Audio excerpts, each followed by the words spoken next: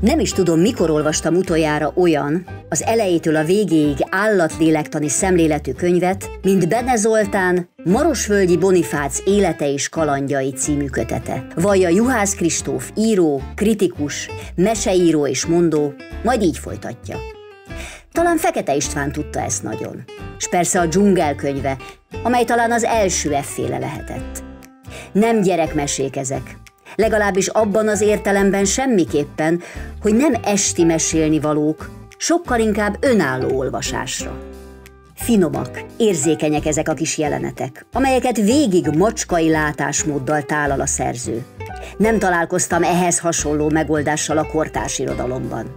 Illetve aki ilyesmivel próbálkozik, az vagy nyálas lesz, vagy teljesen mesei.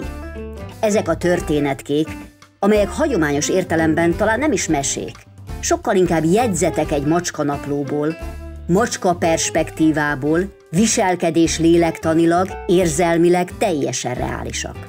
Igen, azt hiszem, ilyen értelemben tényleg a Fekete Istváni világ lehet a szellemi előzmény. Komoly könyv a Marosvölgyi Bonifác élete és kalandjai. Nagy, komoly gyerekeknek. És minden életkorú macskásnak.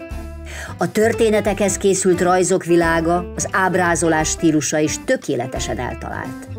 Nem cuki rajzfilmfigurákként mutatja be a macskavilágot, hanem felnőttesen láttat állatkaraktereket. Tökéletesen illik a történetekhez.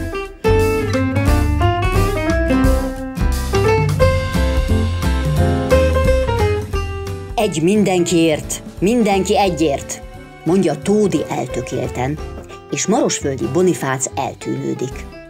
Hajlik rá, hogy vicceskedve mégis szemtelenül azt felelje. Egy mindenkiért, és mindenki értem. Úgy még értelme is van. Mégsem ezt feleli. Tódi kutya, a falka a mindene. Szerinte egy falka vagyunk, gondolja a Marosvölgyi Bonifác, s ha macskák képesek volnának ilyesmire, vagy látnák bármi értelmét, icipicit lebigyeszteni az alsó ajkát. A kutyák képtelenek egyedül boldogulni, azért verődnek falkába, magyarázta nemrégiben Vénusznak. Mi macskák bárhogyan, bármilyen körülmények között boldogulunk, tartott szünetet a mosakodásban Vénusz. Nem úgy, mint ők. És ha macskák képesek volnának ilyesmire, gúnyos fintorba húzta volna össze a pofiát. Hát, én bizonyosan bárhogyan, bármilyen körülmények között boldogulok, gondolta Marosvölgyi Bonifác. De hogy te? Hangosan azonban csak morrant egyet. Vénusz ezt bátran vehette egyetértésnek.